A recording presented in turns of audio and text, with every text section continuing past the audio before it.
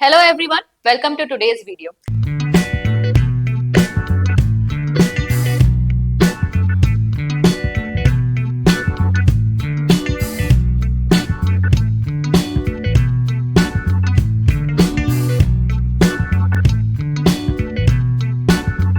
आज के वीडियो में जैसा कि हमने पहले भी बात की थी कि हम डिस्कस करने वाले हैं आपका experiential and activity based pedagogy के एमसीक्यूज। तो हमारी ईएमआरएस की इस सीरीज में मैंने टीचिंग की कुछ वीडियोस अपलोड किए। इसके बाद मैंने आपका जो डोमेन नॉलेज था उससे रिलेटेड आपका एक्सपीरियंशियल पेडागोजी और एक्टिविटी बेस्ड पेडागोजी को डिस्कस किया था। उसके एमसीक्यूज हमारे रह गए थे, वो एमसीक्यूज आज हम डिस्कस करने वाले हैं।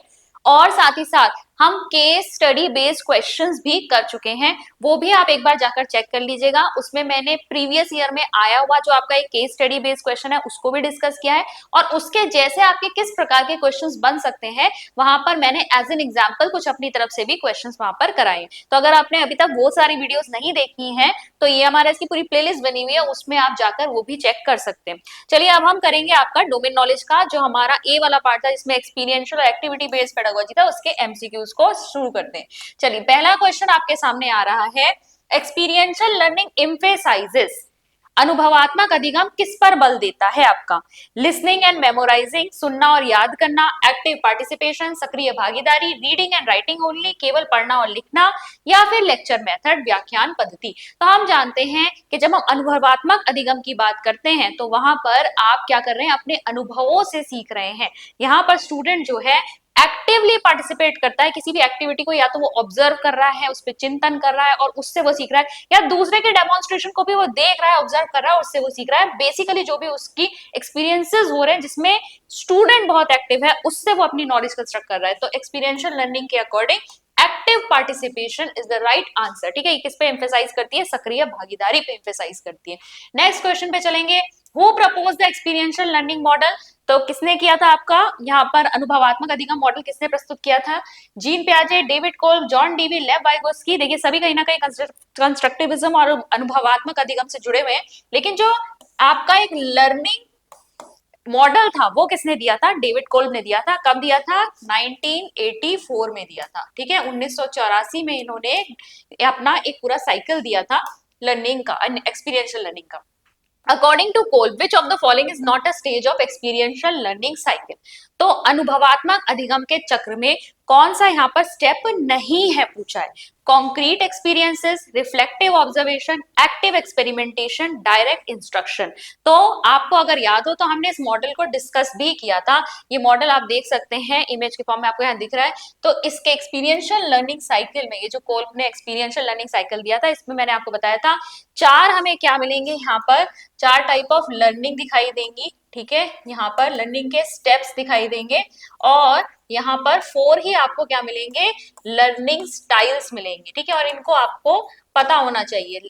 ठीक है, तो स्टेप्स हमारे क्या क्या आ रहे थे? Concrete experiences, reflective observation, abstract conceptualisation and active experimentation. ये आपके चार स्टेप्स थे लर्निंग के। तो यहाँ पर अगर आप पीछे चलो, देखो यहाँ पर आपको concrete experience, reflective observation, active experimentation है, डायरेक्ट इंस्ट्रक्शन वहां पर नहीं है। तो आपका डी वाला ऑप्शन जो है यहाँ पर इसके अकॉर्डिंग करेक्ट ऑप्शन हो जाएगा।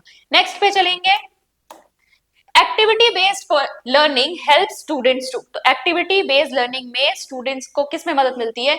Learn facts only, develop higher order thinking skills, depend on teacher, rote memorisation. तो देखो यहाँ पर रटने में तो मिलेगा नहीं, क्योंकि अगर आप एक्टिविटी करके सीख रहे हो तो वो बहुत समय तक स्थायी ज्ञान होता है जो आपको समझ में आ जाता है कॉन्सेप्ट। टीचर के ऊपर डिपेंडेंसी है नहीं, आप एक्टिविटी में के थ्रू सीख रहे हो। लर्न फैक्ट्स ओनली, केवल फैक्ट्स याद होते हैं नहीं, आप कॉन्सेप्ट भी समझते हो। तो हायर ऑर्डर थिंकिंग स्किल्स जो है आपके यहाँ पर से डेवलप होते हैं। ठीक है, नेक्स्ट क्वेश्चन पे चलेंगे, in experiential learning knowledge is created through. यहाँ पर अनुभवात्मक अधिगम में ज्ञान का निर्माण किसके माध्यम से होता है?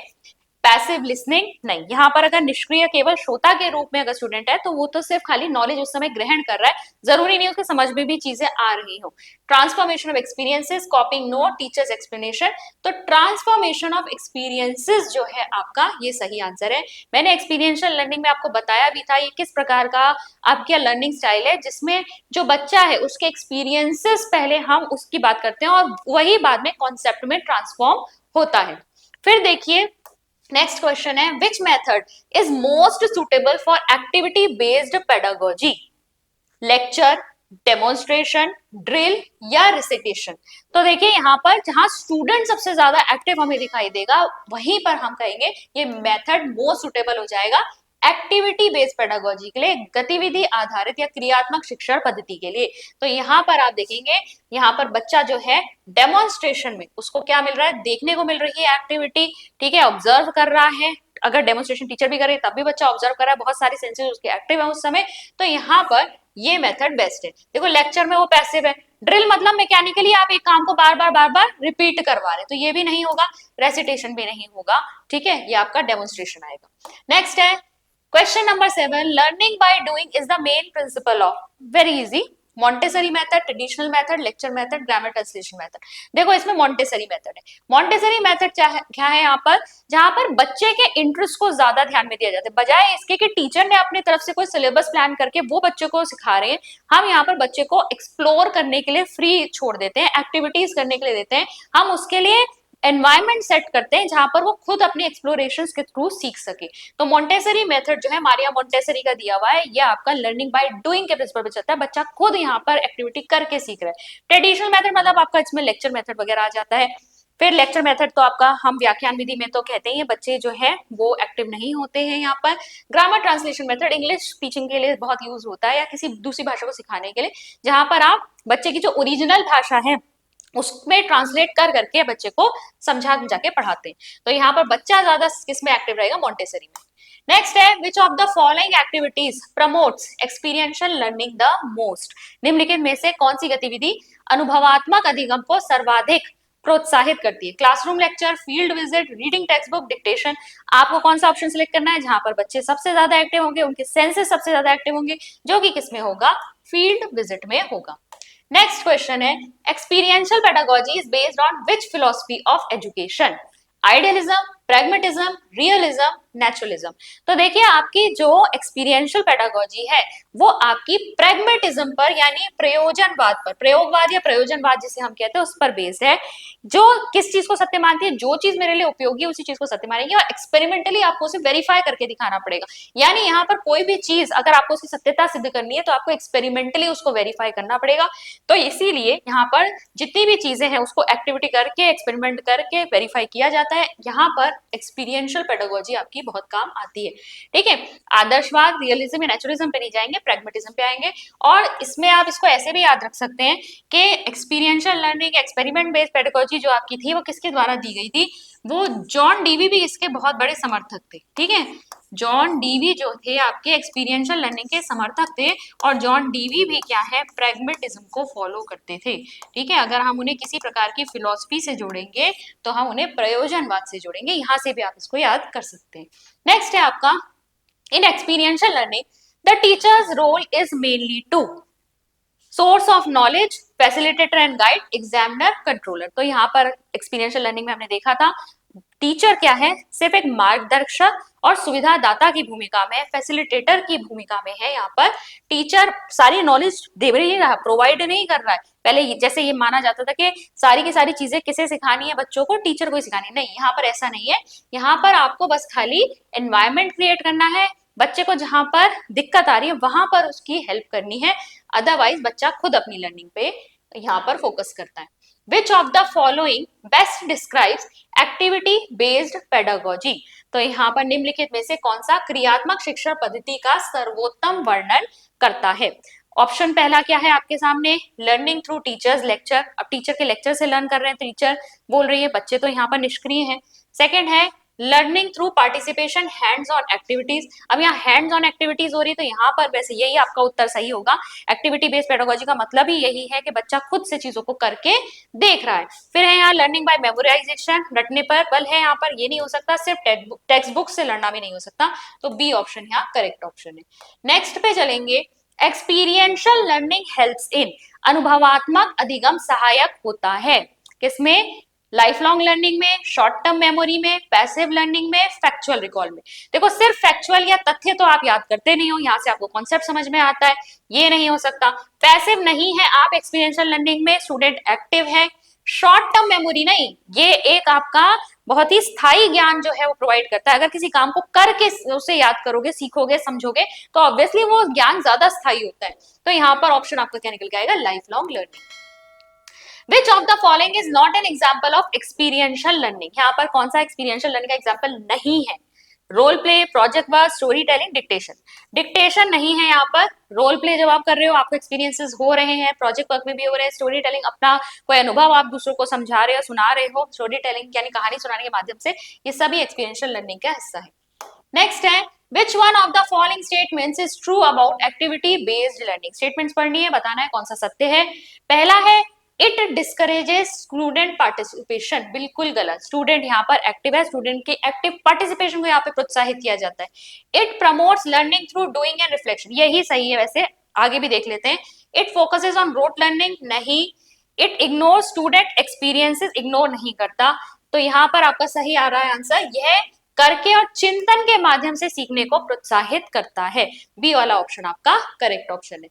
नेक्स्ट क्वेश्चन है, according to John Dewey education should be, कैसी होनी चाहिए? Book centred, experience centred, teacher centred, subject centred. तो एक्सपीरियंस सेंटर्ड होनी चाहिए। नेक्स्ट पे चलेंगे, असर्शन और रीजन टाइप का क्वेश्चन है। असर्शन आपके सामने है कि experiential learning focuses on learners active engagement in real life situation.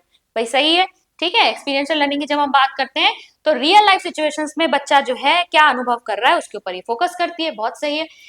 Reason देखेंगे, it believes that knowledge is transmitted directly from teacher to student, नहीं। यहाँ पर ये क्या कह रहे हैं, रीजन ये है कि टीचर ही डायरेक्टली स्टूडेंट को सिखाती है, तो बिल्कुल ही गलत है। यहाँ हम एक्टिव पार्टिसिपेशन की बात करते हैं, रियल लाइफ सिचुएशन की बात करें तो ए सही है, आर फॉल्स है, सी वाला ऑप्शन होगा, ठीक है, सी वाला ऑप्शन।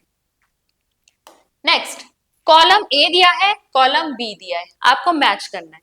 तो देखो पहला कॉलम जो है आपका, उसमें Dewey, John Dewey, John Dewey से आप किसको करोगे? जॉन डीवी से आप जोड़ेंगे लर्निंग बाय डूइंग को, ठीक है। यहाँ पर सबसे ज्यादा यही सही बैठ रहा है। फिर क्या है आपके, डेविड कोल्ब, इन्होंने क्या दिया, एक्सपीरियंशियल लर्निंग साइकिल दिया है।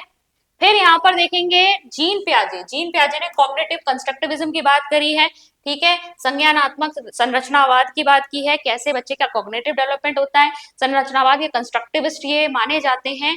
फिर वाइगोत्स्की का क्या कहना है, सोशल कंस्ट्रक्टिविज्म, यानी ये समाज की भूमिका बहुत ज्यादा मानते थे। बच्चा संरचनावादी है, बच्चा जो है खुद से अपने ज्ञान का निर्माण करेगा, लेकिन कब करेगा? जब वो आसपास अपने एनवायरमेंट, अपनी सोसाइटी के संपर्क में आएगा, ठीक है। तो ये सब सीधे सीधे ही है, यानी ए के साथ 1 है, बी के साथ 2 है, सी के साथ 3 है, डी के साथ 4 है, तो आपका ऑप्शन नंबर ए आ जाएगा। नेक्स्ट है question number 18, correct pairing type बताना है, सही युग्म आपको यहाँ पर मैच करना है, करेक्ट कौन सा पेयर्ड है। तो पहला है यहाँ पर क्या है option, activity based learning. Activity based learning depend करती है टीचर के एक्सप्लेनेशन पर, नहीं। नेक्स्ट है एक्सपीरियंशियल लर्निंग में पैसिव ऑब्जर्वेशन हो रही है, नहीं। Learning by doing child centred pedagogy है, ये करेक्ट लग रहा है आपका। लर्निंग बाय डूइंग करके सीखेगा बच्चा, तो ये चाइल्ड सेंटर्ड है, बिल्कुल है। रोट लर्निंग रिफ्लेक्टिव प्रोसेस है, नहीं। रोट लर्निंग आपका रटना जो है चिंतनशील प्रक्रिया नहीं है, तो सी वाला ऑप्शन आपका यहाँ करेक्ट है। नेक्स्ट क्वेश्चन नंबर 9 देखेंगे, एक स्टेटमेंट दी है कि in activity based pedagogy teacher acts as a facilitator, बिल्कुल सही है। अगर हम गतिविधि आधारित शिक्षण पद्धति की बात करें तो उसमें शिक्षक जो है एक सुविधादाता या फिर एक गाइड की भूमिका में होता है। स्टेटमेंट 2 दी है कि in traditional pedagogy learner acts as facilitator, नहीं। पहली चीज तो सही है, टीचर फैसिलिटेटर है, दूसरे में ये कहा है कि लर्नर फैसिलिटेटर है, गलत है बिल्कुल। यानी स्टेटमेंट 1 सही है लेकिन स्टेटमेंट 2 फॉल्स है, तो ये आपका सी वाला ऑप्शन हो जाएगा। और लास्ट क्वेश्चन देखेंगे हम, यहाँ again match the following type का क्वेश्चन है। यहाँ पर लर्निंग मेथड्स दिए हैं, यहाँ पर की फीचर्स दिए हैं। देखिए एक्सपीरियंशियल लर्निंग को आप किससे जोड़ोगे? एक्सपीरियंशियल लर्निंग का मतलब हो जाएगा आपका, एक्सपीरियंस की बात यहाँ पे हो रही, रिफ्लेक्शन ऑन एक्सपीरियंसेस, अनुभव पर चिंतन। सेकंड है एक्टिविटी बेस्ड लर्निंग, एक्टिविटी करना यानी हैंड्स ऑन एंगेजमेंट, प्रत्यक्ष सहभागिता। फिर आप देखेंगे लेक्चर मेथड, लेक्चर मेथड में real life problem, passive listening होगी, ठीक है, निष्क्रिय श्रवण होगा। और प्रोजेक्ट बेस्ड लर्निंग में क्या होगा, रियल लाइफ प्रॉब्लम सॉल्व करते हैं। जब भी आपको कोई प्रोजेक्ट या परियोजना विधि जो आपकी है उसमें आपको जब कोई परियोजना दी जाती है तो वो बच्चे को तो कुछ लर्निंग दे ही दे, साथ ही साथ समाज के लिए भी उपयोगी होनी चाहिए। वो समाज की किसी प्रैक्टिकल प्रॉब्लम का वहां सोल्यूशन निकल के आना चाहिए उस प्रोजेक्ट से, इसीलिए रियल लाइफ की प्रॉब्लम सॉल्विंग है। तो यहाँ पर आप देख रहे हैं एक्सपीरियंशियल लर्निंग का ये है, ठीक है, अच्छा क्रॉस हो रहा है यहाँ पे, ठीक है। तो ए के साथ आएगा 2, ये आएगा, बी के साथ 1, सी के साथ 4, डी के साथ 3, ठीक है। तो ये आपका बी वाला ऑप्शन करेक्ट ऑप्शन है। तो यहाँ पर हमने देखा आपके एक्सपीरियंशियल लर्निंग और एक्टिविटी बेस्ड पेडागोजी से रिलेटेड क्वेश्चन, किस प्रकार के क्वेश्चन यहाँ पर पूछे जा सकते हैं। देखिए आपको वो वीडियो भी चेक करनी चाहिए जो एक्सपीरियंशियल लर्निंग पे मैंने बनाई है, जिसमें आपके प्रोपोनेंट्स मैंने समझाए हैं, किस प्रकार से ये विधि होती है ये समझाया है। डेविड कोल का जो लर्निंग आपका साइकिल है, एक्सपीरियंशियल लर्निंग साइकिल, उसको भी हमने वहां पर डिटेल में किया है। टीचर का क्या रोल होता है उसको भी हमने यहाँ पर समझा है। एंड आई होप एमसीक्यूज के माध्यम से आपको और भी ज्यादा क्लैरिटी आई होगी कि किस प्रकार के क्वेश्चंस यहाँ पर बन रहे हैं। अगर आपको हमारी वीडियोस अच्छी लग रही है तो इसे लाइक दीजिएगा, अपना फीडबैक हमें अपने कमेंट्स के माध्यम से जरूर दीजिएगा, और अगर अभी तक आपने चैनल को सब्सक्राइब नहीं किया तो चैनल को सब्सक्राइब जरूर कर लीजिएगा और बेल आइकन को टैप कर लीजिएगा, जिससे हमारे सभी नई वीडियोस की नोटिफिकेशन आपको टाइम से मिल सके। साथ ही साथ आपके फ्रेंड्स जो ईएमआरएस की तैयारी कर रहे हैं आप उनके साथ भी इन वीडियोस को शेयर कर सकते हैं। मैं मिलती हूँ आपसे नेक्स्ट लेक्चर में। Thank you.